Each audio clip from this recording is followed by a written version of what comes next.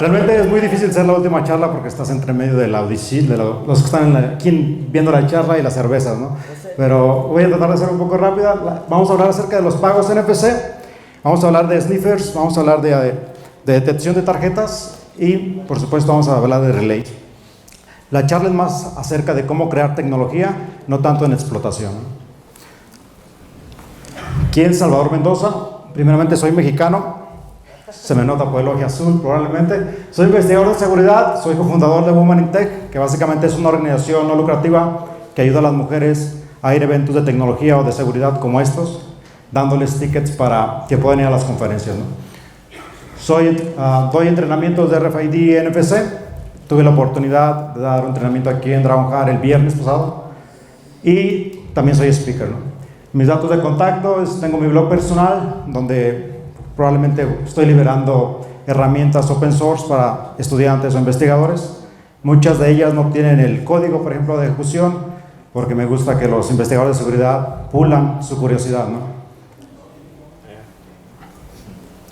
Bueno, la agenda del día de hoy, vamos a hablar un poco de la historia acerca de lo que vamos a ver. Introducción, sniffer y relays. Vamos a hablar de detección de NFC y algunos prototipos que estamos manejando con una compañía que se llama Electronic Arts, que se encuentra en México, en este caso. Bueno, un poco de la historia. En los últimos años, yo soy investigador de seguridad especializado en sistemas de pagos digitales. En los últimos 5 años me he dedicado a la explotación de ellos, ¿no? ¿Qué tipo de ataques puedo hacer, como ataques de repetición, ataques de retransmisión, y presentarlos a nivel internacional? Para hablar un poco acerca de lo que es NFC o de estos tipos de ataques, vamos a ver una historia en el tiempo, ¿no? De dónde nace lo que es NFC, comenzando con un transporte público en Corea en el 96, y comienza una línea del tiempo desde las tarjetas, por ejemplo, de PayPal, de Mastercard. Luego, el NSC Forum básicamente es aquellas políticas con las que crean, en este caso el protocolo NFC, las reglas para la comunicación. Tenemos el primer teléfono NFC en 2006, en el 2007 tenemos Visa PayWave, que básicamente es la otra compañía. Tenemos el primer Android en el 2010 con sistema NFC. Y comenzamos con las wallets, por ejemplo, de Google Wallet, Apple Pay, Samsung Pay y todas las demás wallets, ¿no? Como LG Pay, por ejemplo. Una de las características es que la mayoría de los bancos ya están implementando tarjetas NFC y vamos a hablar cuáles son los riesgos de estas, ¿no? Yo comencé en el 2016 hablando acerca de un ataque de repetición a la tecnología de Samsung Pay. Samsung Pay es una wallet digital que básicamente tú puedes agregar tu tarjeta física a esta aplicación de Android, por ejemplo, y los números de tarjetas físicas se convierten en tarjetas virtuales o tokens, también se le llama. La idea de esta tarjeta virtual es que cada vez que tú estás usando la aplicación, esta tarjeta va a ir cambiando. Básicamente, si alguien trata de interceptar una tarjeta virtual, no la va a poder utilizar en la siguiente transacción porque va a ser diferente, ¿no? Pero lo que pasaba es que, por ejemplo, si yo interceptaba un token, podía utilizarlo en otro dispositivo y hacer un ataque de repetición usando el dinero de la otra persona. Y ahí es donde nace la falla de Samsung Pay. Samsung Pay decía que no se podían extraer tokens de su wallet, que no se podían usar fuera del ámbito de NOTs, que es el que protege la estructura de Samsung, pero lo que nos dimos cuenta era que sí se podía hacerlo, utilizando la tecnología, en este caso MST o Magnetic Security Transmission. Después hubo una falla en la wallet de Wells Fargo. Wells Fargo es un banco nacional estadounidense que básicamente implementaba también un sistema de tokens dentro de su aplicación. La idea era que era factible también hacer ataques de repetición a este tipo de implementación. Y por último, a Google Pay.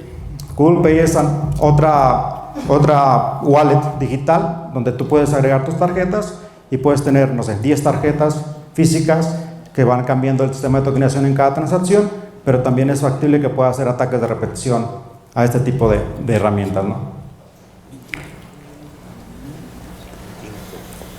Una de las cosas que estuvimos viendo, por ejemplo, en Estados Unidos en los últimos años es que tenemos muchos ataques de skimmers a nivel de cajeros automáticos. Y fue uno de los temas a comentar en una junta que tuvimos con algunos bancos locales, que sí, ¿qué podríamos hacer para poder solventar estos riesgos de este tipo de atacantes? Ya que era muy fácil que un atacante de skimmer llegara a insertar a un dispositivo en el cajero y que clonara tarjetas de otras personas, ¿no? Y comenzamos a ver que, por ejemplo, en la agencia llegó a localizar de 20 a 30 skimmers en una sola semana en Estados Unidos, lo que son muchos skimmers detectados, por ejemplo, en Estados Unidos, ¿no? Que supuestamente es una de las líneas de cajeros más seguras, ¿no?, del mercado. Comenzamos a ver que hay muchos skimmers, por ejemplo, en el estado de Utah. Muchas personas, por ejemplo, comenzaban a instalar skimmers en ATMs que tú ibas con tu automóvil a utilizar tu tarjeta. Por ejemplo, esta persona llegaba, instalaba un skimmer y se iba en su automóvil, ¿no? Rápidamente sale de ahí. Ojalá y no esté por aquí por la conferencia, mire alguno parecido ahí atrás. Pero básicamente la idea era que entre más rápido dejes el skimmer y te vayas, es más difícil que te puedan detectar, ¿no? Muchos de estos skimmers, los más actuales, están conectados por medio de Bluetooth. Por ejemplo, el atacante no necesita llegar al cajero y extraer el skimmer, sino se puede conectar con una aplicación y dompear todos los datos o todas las tarjetas dentro de su computadora, por ejemplo, ¿no? Incluso hay unos dispositivos que cifran los datos de las tarjetas para si llega, por ejemplo, tenemos un barrio que pone skimmers en el sur, tenemos otro barrio que pone skimmers en el norte. Si del norte iba al sur a extraer los skimmers, los datos estaban cifrados y no podían extraer los datos que ellos ya habían obtenido, ¿no? Seguridad ante todo, entre ellos mismos.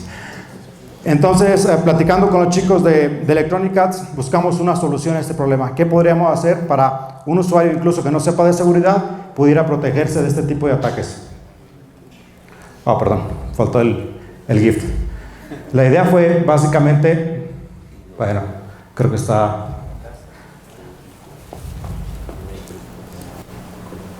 Bueno, la idea era comenzar a ver qué es lo que podríamos hacer para poder detener este tipo de ataques, ¿no? Básicamente era qué elementos teníamos dentro de un cajero que podíamos implementar y con qué compañía podríamos hacerlo. Entonces comencé a platicar con los chicos de Electronic Arts. Es una compañía mexicana que hace en Open Hardware, que básicamente tiene proyectos Open Hardware, claro, los venden, pero por ejemplo si tú quieres descargar uno de esos esquemáticos, tú puedes hacer modificaciones y generar tu propio hardware, ¿no? Comencé a platicar con ellos qué podíamos desarrollar para poder ayudar a este tipo, o cómo poder solucionar este tipo de ataques. Y desarrollamos este dispositivo que se llama HunterCat.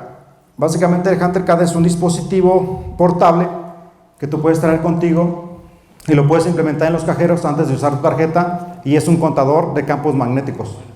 Lo que hace básicamente es que por medio de luces que se encuentran en la parte de aquí, en la parte baja, te dice cuántos campos magnéticos hay dentro del cajero y tú te puedes dar una idea si hay más de un lector, en este caso dentro del cajero automático, ¿no?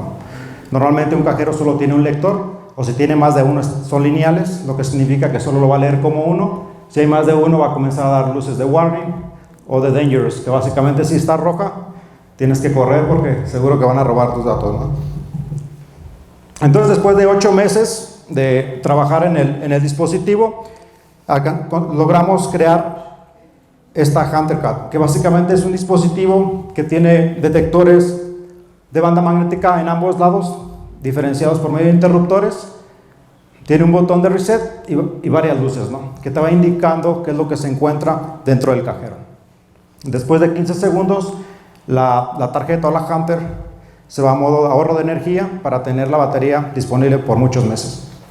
La idea era simple: tener una tarjeta que tú llegues al cajero, la insertes, la saques y te diga si hay un campo magnético extra dentro del cajero. Si no lo hay, utilizar tu tarjeta normalmente, ¿no?, que sería la idea, ¿no?, más práctico. Bueno, para poder probarlo, no pude traer mis skimmers porque los tengo instalados en unos ATMs, pero generé un pequeño video con un simulador de skimmers. Básicamente es un lector de cajeros normal, solo que le agregué otro cabezal que está en la parte de atrás. Aquí está el lector normal y básicamente por luces te dice si hay algo raro. Este es un warning, que encontró algo. Lo vuelvo a insertar y me doy idea que me da un rojo, ¿no?, que significa que hay algo raro dentro. Y de repente llega mi asistente a querer ayudar. Quitamos el segundo lector para ver si da una buena lectura en verde, en este caso. Y bueno, cuenta los campos magnéticos. En este caso solo cuenta uno que está en la parte frontal y el otro ya no lo está contando. Básicamente lo que hace es un contador de campos magnéticos. Entonces con esto ya tenemos una pequeña solución al problema de detección de skimmers que graban o que guardan datos de la banda magnética, ¿no? Pero vienen otras nuevas tecnologías. Vienen tecnologías como NFC, que están viendo, por ejemplo, en Estados Unidos, estamos viendo muchos cajeros o dispositivos que vienen con NFC. Y NFC también incluye que podamos robar tokens por medio de esta tecnología. Y luego tenemos los casos de Shimmer, que básicamente el caso de Shimmer es que yo puedo clonar datos del chip de la tarjeta MV, guardarlos y hacer una clonación en tarjetas Java. Es uno de los ataques que estamos viendo muy común en Brasil, por ejemplo. Muchas personas dicen, pero ¿cómo es que pueden clonar los chips MV? Que básicamente es a nivel de hardware esta implementación. Bueno, pues ellos encontraron una forma de hacerlo, ¿no? Vamos a hablar un poco de ello más tarde. Entonces comenzamos a ver ataques a diferentes tecnologías, no solo ya a lo que es banda magnética. Tenemos ya tarjetas MV, en este caso 1.5 millones de euros. Estos es un banco de Alemania, pero estos bancos fueron afectados en Brasil. O sea, tienen los bancos en Brasil, las sucursales en Brasil, y solo ellos fueron afectados. La pregunta es, ¿por qué solo ellos fueron afectados si hay muchos bancos? Y aquí la respuesta más práctica fue por una mala implementación a nivel de chip. Que básicamente un atacante a nivel de chip, por ejemplo, puede obtener los datos del chip y hacer un ataque de degradación, se le llama, que básicamente cuando se va a hacer una transacción, se dice que no tengo la seguridad suficiente para hacer una transacción de criptograma y depende de la terminal si esta transacción pasa o no. Y si modifico yo una terminal y le digo que no importa el PIN que inserte el usuario, la transacción puede pasar. Es uno de los ataques que hemos visto, por ejemplo, en el 2016 en las conferencias como Black Hat y DEF CON en Estados Unidos. Y en la última semana, bueno, esto ya se conocía desde hace mucho tiempo, bueno, entre investigadores los conocíamos, pero salió a la luz en Forbes que era factible poder aumentar el límite de gasto que puede hacer con una transacción NFC. Normalmente una transacción NFC, por ejemplo, en Estados Unidos es de $50. Si alguien más quiere usar esta tarjeta por más de $50 para una compra, te va a pedir una segunda autorización, en este caso un PIN o que firmes o que muestres un ID, por ejemplo, ¿no? La idea de este ataque es que por medio de los comandos APDU, el protocolo de intercambio de información, era factible decirle a la terminal que no iba a ser una transacción de bajos recursos, sino que iba a ser una transacción de recursos más altos, sin necesidad de que se pidiera un PIN o algo por el estilo, ¿no? Entonces aquí ya vemos diferentes tipos de ataques, primero a chips y ahora a tecnología NFC. Entonces, con los chicos de electrónica nos comenzamos a preguntar qué podríamos hacer para detectar este tipo de ataque. El ataque en este caso para detección de NFC skimming. Bueno, para entender un poco cómo es que se comunica NFC con el lector, básicamente tenemos el lector, en este caso de este lado, que está siempre con energía en su bobina. Cuando se acerca a un transponder o una tarjeta, por ejemplo, esta energía se comparte y comienza el encendido de la tarjeta, ¿no? Y comienza a comunicarse el lector con la tarjeta. Entonces sabemos que quien inicia la comunicación es la POS o la terminal y ya en este caso el transponder va a responder a esa comunicación, ¿no? Tenemos muchos tipos de dispositivos con NFC. Y claro, ya tenemos incluso hasta refrigeradores que puedes comprar en ellos, tenemos carros que por medio de NFC puedes encenderlos, tenemos videojuegos, tenemos todo tipo de cosas que soportan NFC. Aquí el problema importante es que tenemos NFC en el sistema de pagos, ¿no? Que es una de las cosas más importantes. Tenemos muchas tecnologías que implementan NFC, como todas las wallets, en este caso de sistemas de dispositivos móviles, ¿no? Tenemos Apple Pay, que implementa elementos seguro. Tenemos Samsung Pay, que implementa elementos seguro y tokenización prevalidad en nube. Tenemos el Google Wallet, que implementa tokenización en nube. Y tenemos Windows Wallet, que implementa tokenización en nube. Y las tarjetas normales que tienen elementos seguro a nivel de hardware. Lo importante aquí es que, por ejemplo, en los nuevos cajeros comenzamos a ver esta tecnología NFC. Ya no necesitas insertar tu tarjeta, puedes llegar con un dispositivo móvil, lo acercas al NFC. La tarjeta tokenizada te podemos decir, tiene una relación en una base de datos que cuando se acerca o se lee el token, el ATM te dice, oye, inserta el PIN de tu tarjeta física. Pero ahora ya estás implementando un dispositivo móvil para ingresar en este caso a tu dinero en un ATM. Y claro, este no es solo eso, ¿no? Tenemos otros dispositivos como estos, que ya son un poquito más piratas. Tenemos aquí otro dispositivo un poco más viejo, pero igual, puedes utilizar NFC en vez de utilizar tu tarjeta física para ingresar a tu cuenta bancaria. Una de las cosas más preocupantes en Estados Unidos es que estamos viendo NFC en gasolineras. Básicamente tú llegas con tu carro, vas a hacer un pago por NFC y listo, ya no necesitas utilizar tu tarjeta. Pero ¿qué pasaría, supongamos, que yo creo otro dispositivo NFC y lo pongo sobre este y me robo un token de una transacción? Con las ediciones previas de explotación que he hecho, es factible que yo pueda recolectar tokens y hacer ataques de repetición con ellos, ¿no? De una manera fácil. La idea de esto es que, por ejemplo, con la comunicación que tenemos de la POS y la tarjeta en tiempo real, se vuelve muy difícil, ¿no? Un atacante a nivel de relay necesita diferentes dispositivos. Para ello vamos a hablar acerca de los temas de relay. Un ataque de relay básicamente se basa en que yo tengo mi dispositivo móvil y tengo una terminal. Supongamos que una persona está haciendo un pago o se valida en una de las Apple Wallets, por ejemplo, o Google Wallet o cualquier otra que sea, y está autorizando una transacción. Pero, por ejemplo, supongamos que yo te pregunto, ¿me puedes enseñar cómo funciona esta aplicación de sistema de pagos? Tú te validas, autorizas, pero no estás haciendo una transacción real, pero estás generando una tarjeta virtual en ese momento. Y esa tarjeta virtual es válida para hacer transacciones. ¿Qué pasa si yo tomo esa validación y la mando en tiempo real a otro dispositivo, a otra persona que está en otro lugar y hace un pago con esa información? En este caso no es un ataque de repetición porque estoy tomando los datos en el mismo momento que lo estoy aplicando a un sistema de pagos. Básicamente estoy generando un puente entre la wallet y la terminal en este caso, ¿no? Aquí el punto es cómo poder identificar esta parte que es la importante. En este lapso de aquí, si nos ponemos a pensar, esta persona o este atacante debe de hacerle creer al dispositivo móvil que él es una terminal para poder leer los datos de la tarjeta. ¿Cómo podemos hacer o detectar esta parte? Esa es la idea básica. Ahí es donde comienza la información obtenida para poder crear una herramienta acerca de NFC skimming.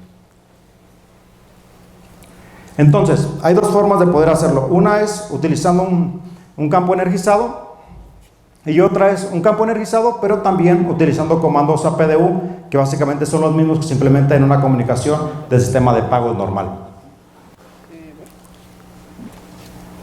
Bueno, esta es una simple idea de cómo se puede generar un campo energizado. Tenemos una bobina, le ponemos una luz. Si esto yo lo acerco, por ejemplo, a una terminal, como siempre está dando energía, por medio de inducción, me va a encender la luz y vamos a detectar que hay un campo queriendo leer datos, ¿no? Pero es algo muy difícil de implementar, ¿no? Estar viendo una luz todo el tiempo.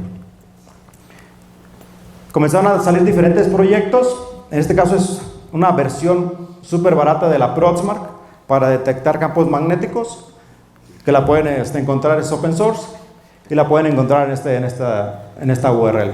Básicamente la idea es poder detectar campos, o en este caso NFC, y por medio de luces te va dando un encendido, ¿no? Ya algo más técnico, podríamos comenzar a implementar Arduino, por ejemplo, para implementar una RC522 y poder comenzar a detectar, por ejemplo, tarjetas MIFER, ¿no? Esa fue la primera idea. Cómo poder detectar tarjetas MIFER utilizando ya dispositivos que después yo pueda modificar para hacer una placa que pueda insertar o acercar a un cajero electrónico. La idea de poder crear una placa muy similar a la de un banco es que tienes que seguir todas las ISOs de cómo se genera una tarjeta física real de un banco, ¿no? El grosor, la posición de los cabezales y todas las cosas por el estilo. Entonces comenzamos con esta tarjeta RC522 y nos dimos cuenta que necesitamos más que eso. Necesitamos cómo poder emular una tarjeta, leer la respuesta y confirmar que la lectura de la terminal en este caso. Entonces comenzamos a hacer pruebas con el ACRC22. El ACRC22 es un dispositivo, un lector de NFC que utiliza el PN532, que básicamente es un chip open source de la compañía NXP que tú puedes leer, escribir, emular y hacer conexión de punto a punto. Todo esto desde el nivel de software. Básicamente tienes el control total del dispositivo, en este caso por medio de USB.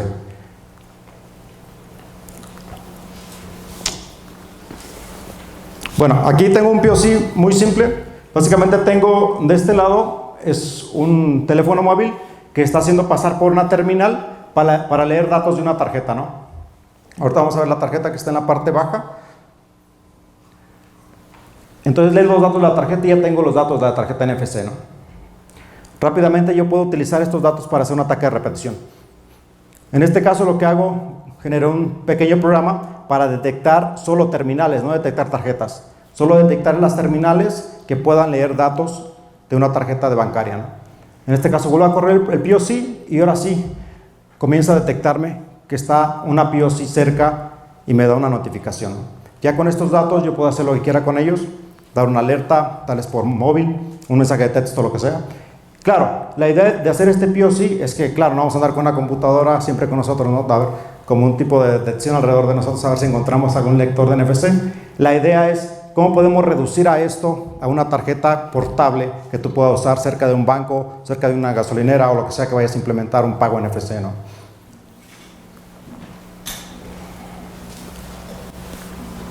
Bueno, creo que me pasé una diapositiva.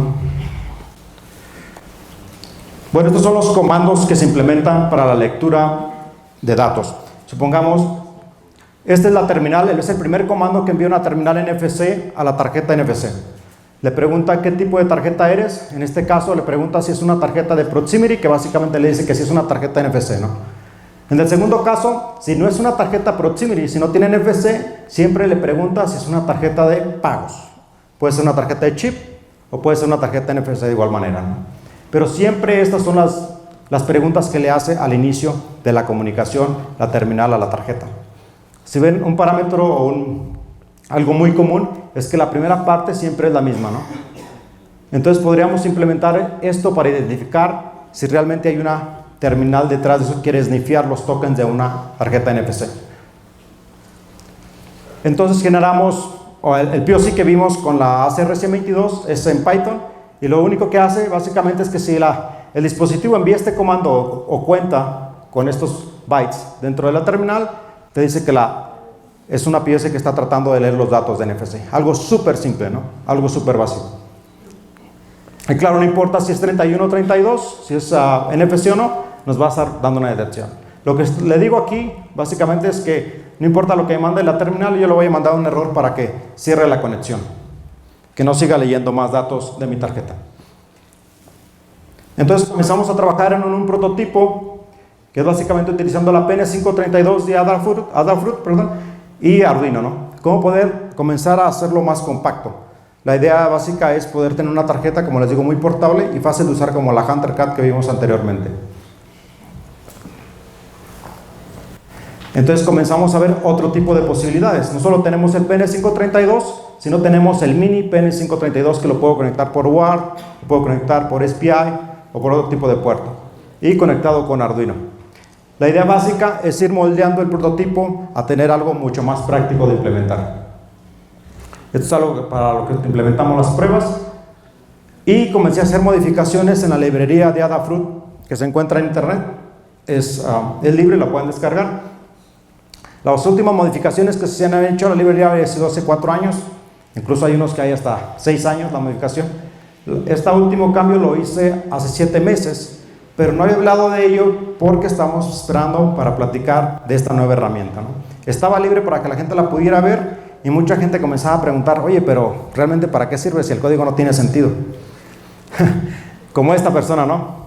Me dice, soy nuevo en tecnología, estaba leyendo acerca de lo que estás subiendo a la librería de Adafruit y yo pensaba que me ibas a generar una tarjeta dump, una tarjeta basura, pero dice que básicamente no entendió la funcionalidad que agregué a la librería, ¿no?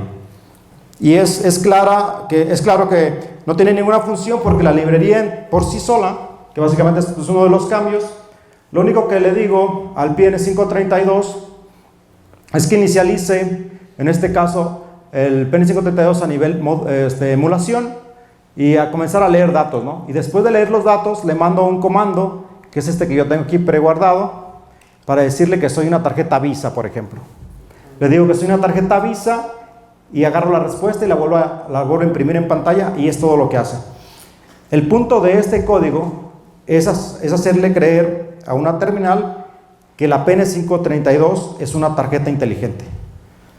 Que básicamente yo puedo inicializarla en modo emulación y puedo emular comandos como si yo fuera una tarjeta inteligente, pero realmente soy un dispositivo creado para hacer esas cosas, ¿no? Entonces nace una nueva herramienta que se llama NFC CAT, que está en versión prototipo por el momento, y se han de estar preguntando por qué NFC CAT, porque es de Electronic Arts, de la compañía Electronic Arts, y pues todo tiene que llevar nombre de gatos, ¿no? Entonces, básicamente así se ve la nueva herramienta, ¿no?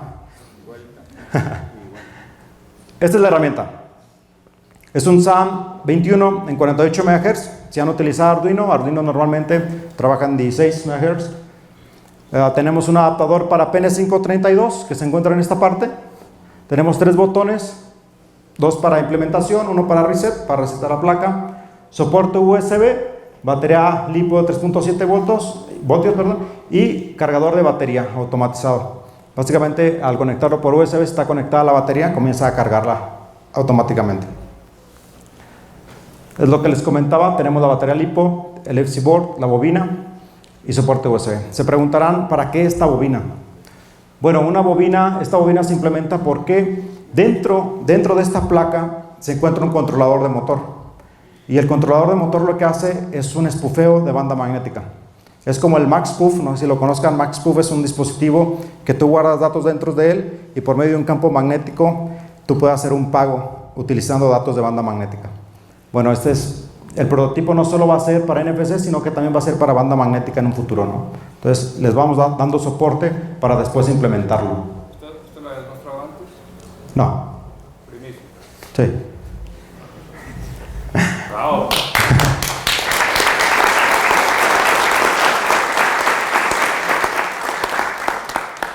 Básicamente esta es la placa y puede controlar diferentes tipos de PN532. O sea, no solo va a poder controlar las largas, va a poder controlar las cortas por medio del protocolo SPI. La idea de esta placa es que sea portable, claro, ahorita está a nivel prototipo, pero la idea es que todo esto va a ir junto dentro de una misma placa al final del día y poder implementarla como la Hunter Cat, por ejemplo. Bueno, aquí es un pequeño prototipo de cómo está conectado ahorita. La tengo conectada por medio de SPI, por medio de la NFC. Detrás de este breadboard tenemos la placa y tenemos una bobina conectada para lo que es MaxPuf, ¿no? En este caso. Bueno, esta es la idea básica, ¿no? La idea básica es que el dispositivo por sí solo detecte el campo que genera la POS.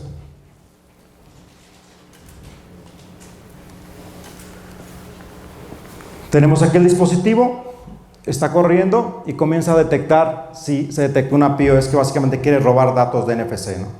La idea es que la placa está corriendo, trata de robar los datos y lo único que hace es este código es que detecta que alguien más está tratando de robar datos, ¿no?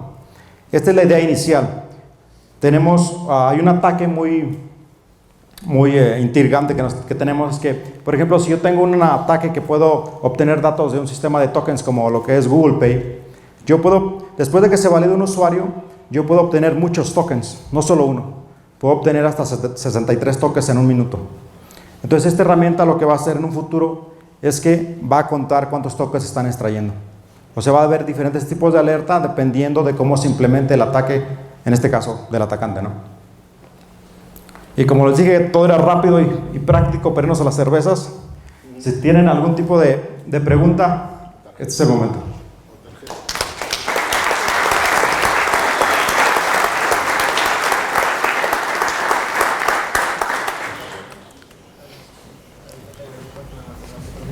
Bueno, ¿preguntas? Levanten la mano, por favor.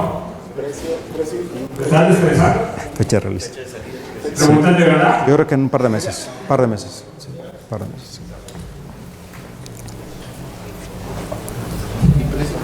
Hola. Todavía no sabemos. Felicitaciones por este proyecto anterior y la verdad que es fantástico.